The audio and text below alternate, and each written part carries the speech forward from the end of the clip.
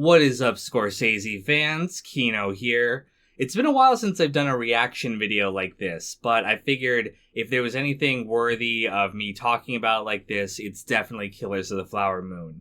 The brand new Martin Scorsese epic film that just came out.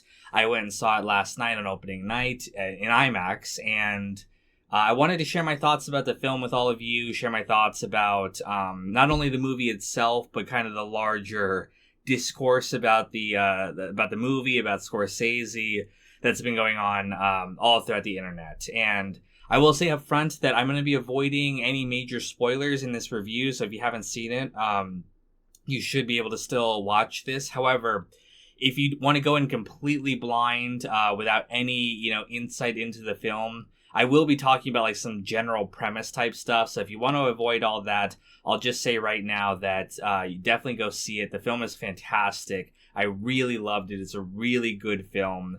Not flawless. I think there are some issues with the film, but really, really good. Well worth the viewing experience in the theater. Go check it out. It's worth it. So if you want to leave just based on that recommendation, feel free.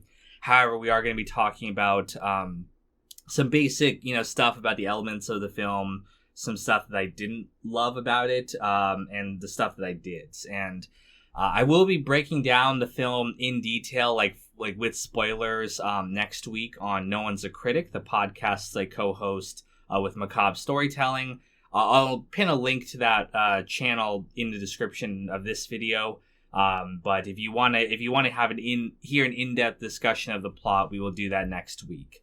However, today we're just going to be talking about my thoughts on the film. The book this is a nonfiction. This is based on a nonfiction book, Killers of the Flower Moon: The Osage Murders and the Birth of the FBI. So that immediately, if you know that, that's going to give you some insight into what the film is actually going to be about. There is a murder / mystery at the heart of this film, but there's also a lot of brilliant character stuff. And right off the bat, I mean, the film was just fantastic. Like, the acting was fantastic. The story was fantastic. The music in particular. Like, Scorsese's films always have an incredible score to them. Like, think about Goodfellas or something like that. This one is similar. And there's very much like a rhythm to the storytelling, a lot like Goodfellas. Like, the music is not the same, of course, because this is set, I believe, in the early 1920s era. However, there's a rhythm to the storytelling. There's a rhythm to how the scenes are paced, which just works so incredibly with the score. I was just transfixed watching the film, and it really brought me into this world and brought me into these characters. And I found myself just getting lost in the movie, at least for the first 2/3. I think the last third has a little bit of issues, but we'll talk about that in a little bit. Now, this film, obviously from the premise and from all the marketing, you can tell this film deals with Native Americans, particularly the Osage Nation in Oklahoma, and also the white. I don't know if the word is settlers, but there's white people who have moved into this area with them, and they're living together, working together in some senses, and also having conflict in others. And I know people are going to ask this question: is the film woke? I would say no, not in like a SJW, like annoying way. Like, it's not preachy. It doesn't feel heavy-handed. It is based on history, and as such, you can kind of make some, assumptions about like, maybe the white people are not going to be the nicest to the native people. That's unfortunately how history has worked a lot of the time. And so I would say it's honest and genuine in terms of that, but no, never felt preachy, never felt like, oh, this is just a movie about how evil white people are or anything like that. It treats all the characters extremely genuinely. They're given a fair shake of who they actually are. And again, all these people, I think for the most part, are based on history. I'm not sure. I haven't read the books. I'm not sure if he's changed any details or anything like that. It wouldn't be the first time, of course. Casino also was based on a true story, but Scorsese made a lot of changes to the plot. But either way, this seems very genuine, and it seems very believable, and definitely not woke in a bad way or anything like that. So Um, that's the stuff I really loved. In particular, I mean, it has an all-star cast, right? Leonardo DiCaprio, Robert De Niro, Jesse Plemons, who he's billed pretty high on the list of actors on this thing. I will say he's not in the film as long as you might assume he is. So if you're like a Jesse Plemons fan, like you really love Todd from Breaking Bad, and you're like, I'm only going to see it because of him. He's not a huge part of the film, but we'll get to that in a little bit. Just an incredible cast, and in particular, Lily Gladstone, the Native American actress who plays the female lead of the film. There's been a lot of talk about her being a heavy contender for an Oscar for this film, and I could easily see that. She's really good, like not just because she's playing a Native American and that's groundbreaking and stuff like that, but it's like just her acting in and of itself. Like she's got this voice that's very it's very unique, like it has a lot of emotion to it. Like you can tell this is a character who's been through a lot of stuff, and the way that she views the world and the way that she views the stuff that's changing in her community during this time. I thought her performance was really good. So if she wins the Oscar for this, I would totally be fine with that. It's well deserved. The only thing that I did not like about the picture, and we'll move on to that, because again, the first 2/3 of the film are amazing, where we're getting into this world. It's got that Goodfellas vibe to it. It's not as happy or as fun, like lightheartedly fun paced as Goodfellas is, but it's got that element where it's like you're transfixed into this world, and there is something sinister that's being hinted at even from the beginning that's happening. Again, it's a mystery for at least for a while of the film, and you can feel the tension underneath the surface, but there is a lot of nice stuff that's happening too. And so the first 2/3 of this film are like amazing. I was like, the time flew by quickly. However, when we got to the last third of the film, that's when the 3.5-hour runtime started to be like, oh yeah, we still have another hour or so to go here. And it felt like the movie had naturally reached a conclusion and kept going. In particular, the FBI part of the film, and again, that's arguably a spoiler, but if you saw the title of the book that it's based on, you're going to know that there's murders and there's the FBI that's going to be involved. When we get to their involvement in the film, that's when the film starts to drag for me. Just because by that point, we had already learned the mystery of what had been happening. Very slowly and very well-paced reveals, where it's like, it's kind of revealed, but then you're not sure. It's like, wait, is there something else going on here? Is there something I'm not noticing at first, like some justification for what's happening? And then you're like, oh no, there isn't. So we had already known ourselves what was happening, and now when the investigation part of the film happens, it drags on, because now those characters have to get caught up with what we already know. It's not happening in real time, like they're discovering it as we're discovering it. That's how most like detective and mystery shows work, is that like the person investigating figures it out as the audience does. So that part of the film drags on, and you're like, okay, let's just get to the point of this. I feel like there's at least like 30 to 40 minutes of that could have been cut and probably would have made the film a little bit tighter. There was a lot of criticism going into this film about the 3.5-hour runtime, where people were like, no one's got time for this. Come on, Scorsese, like let's just wrap it up. And he's been known for the long films. Like The Irishman was extremely long. I actually have criticisms of The Irishman and his runtime. I don't love that film. I've talked about that on the podcast before, but yeah, this part felt like there was some fluff that could have been cut out. It's not that it's not important. Like, I get what he's going for in terms of like, there's some themes about the investigation and what's going to happen that are important to the film, but I just felt like we could have covered that in a quicker way.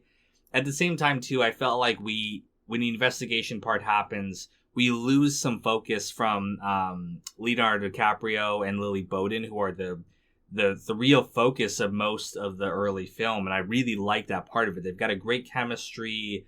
They've got this very interesting story that's happening that I was really engrossed with.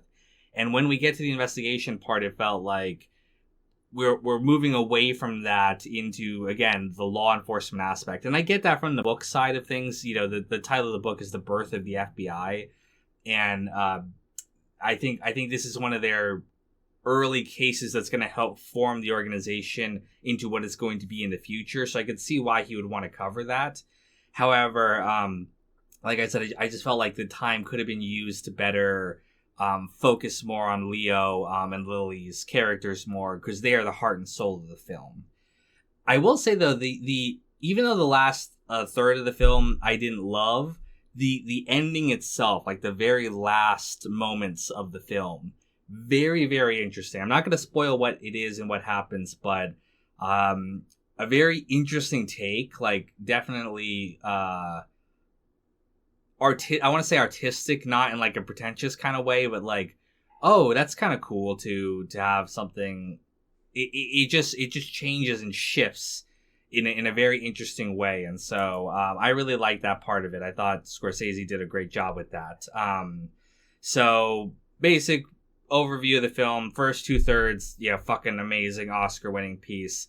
Last third kind of drags a little bit, but the ending is very interesting as well. So. Really, really good film overall. Definitely you should go see it. I wanted to talk briefly about the film's influence on the larger film industry. This is definitely a landmark event in the in movie making. People have been fighting a lot on the internet about Scorsese ever since he made his comments about Marvel, and we're of course going to talk about this in the podcast next week, but people have been basically putting Scorsese up on this pedestal. Like, film people have been putting him up on this pedestal to be like, he's our savior against, you know, these shitty Marvel and Star Wars films that are trash. This is real, you know, movie making right here. And I don't think that's fair to Scorsese to put him on that platform. I don't think he would want to be there. I think a lot of his statements have gotten misinterpreted. Like, he doesn't even like hate Marvel or Disney or any of these like big studio things. He had criticisms of the movie industry basically focusing all of their attention on these big high budget superhero films and not allowing the space for like smaller, not necessarily indie projects, like indie projects certainly, but like, you know, the mid-tier movies, you know, that are made, you know, something like Goodfellas, right? Not this you know, epic, you know, sci-fi, epic fantasy type film, but just like a small, real film about, you know, real characters and stuff like that. That genre of film has kind of disappeared, and you can either only have like really, really small, cheap indie films or really high budget blockbusters. There's not really room anymore for the smaller stuff. And again, people have misconstrued those, I think, very valid, you know, comments and made it about like, oh no, Scorsese hates the stuff that I hate. I hate Star Wars. I hate Marvel, blah, blah, blah. And then people have been attacking this film and attacking Scorsese, being like, you know, Scorsese's just an old man out of touch with reality. Like, you know, we want to go see the new, you know, whatever, Captain Marvel, whatever film's coming out next. And I feel like that discourse is unfair to Scorsese, and it's also kind of distracting from the actual film itself.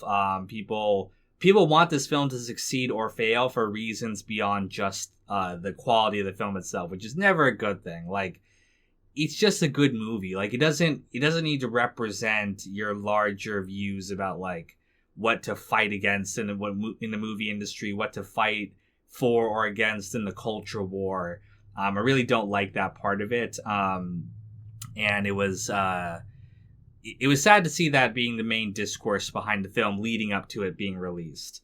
I did want to pay attention when I went to the theater to see like, oh, who's going to see this film on opening night? Especially in IMAX. I went to go see it in IMAX. This might have been the first IMAX film I've ever seen, by the way. I might have seen one a long time ago when I was younger. I don't remember.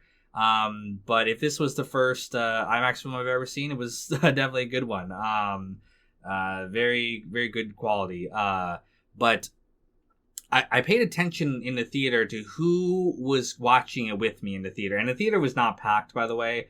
Again, it was a Thursday night. I think the theaters will be more packed this weekend, but even still, it's looking like it's going to gross like between 20 to 30 million opening weekend at a 200 million budget. So I don't think it'll break even in terms of like the usual box office numbers. Typically a movie needs to double its money within like the first 2 weeks or so to really be considered a success.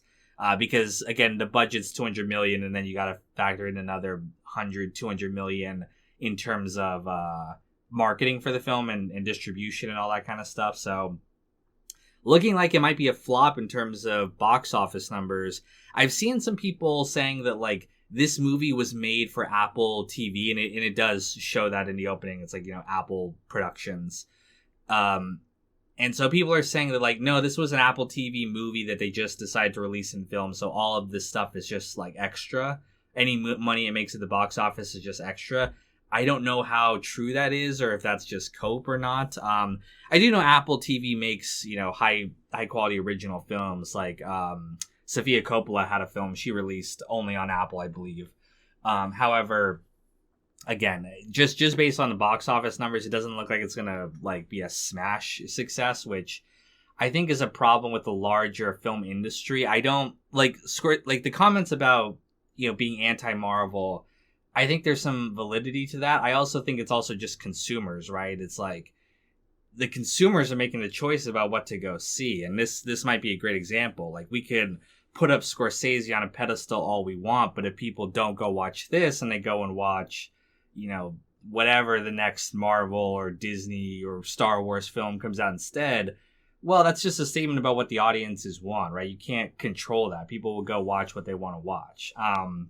It's also harder because, the economy, when things are not great, like there's less money to go spend on go seeing every single movie that comes out every week. So people have to pick and choose. And a lot of times they'll pick and choose like the big blockbuster because it's like, well, if I'm only going to go see one film, I might as well go see the awesome epic film that's part of the larger Marvel Cinematic Universe. So I don't think there's the fact that people go and see Marvel films more than anything else is something that the studios can necessarily control. They're just responding to audience demand. So that's why I think the larger discourse about like that's not real cinema, like Scorsese's real cinema, is not helpful, because at the end of the day, people want to watch what they want to watch. You can't control that. So anyway, that's just what I wanted to talk about for this film. I found all this stuff very interesting. This is like the only film I've actually gone to see on opening night, especially. And one of the only films I've gone to see in the theaters in a long time, just because I do think this is an important landmark film in terms of the larger discourse. As a film itself, I think it's a very good Scorsese film.